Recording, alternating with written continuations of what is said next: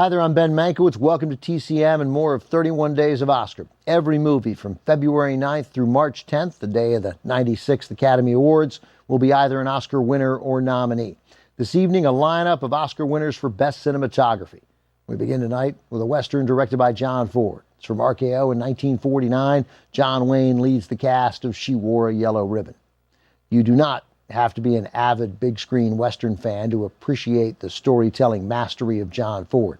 He's not only the preeminent Western director in Hollywood, Ford's films, for better than 30 years, defined our perception of the American West.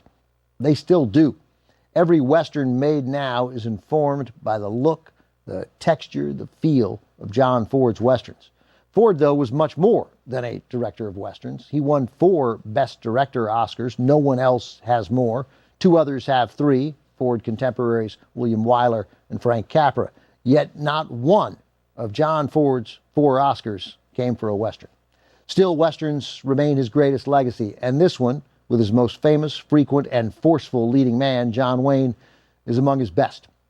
She Wore a Yellow Ribbon is set at a lone outpost on the western frontier. An aging cavalry officer, that's Wayne, is ready to retire.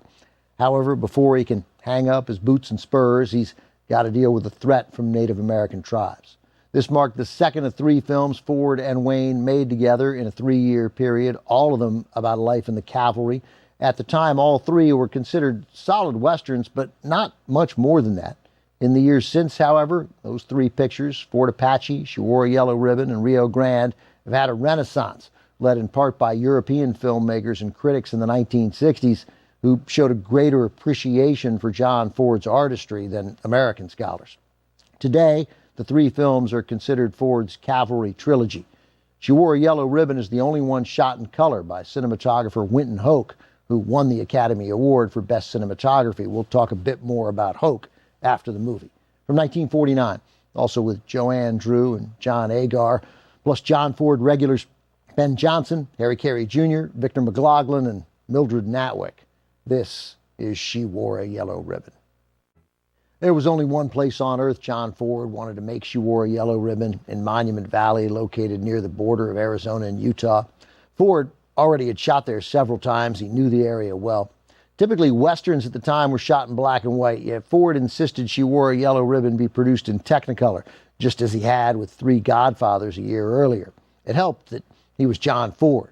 Helped more that both films were produced by Argosy Pictures, a company run by Ford and another filmmaker, his longtime friend, producer Marion C. Cooper. Ford was considered a painter of screen images, and his goal for She Wore a Yellow Ribbon was to mimic the paintings of Western artist Frederick Remington. Ford wanted the frames of the film to look as if they had been painted by Remington himself, and he took great pains to place the actors and plan the action sequences accordingly. The assignment for Ford's director of photography, Winton Hoke, was to capture the magnificent landscapes of Monument Valley as epic canvases.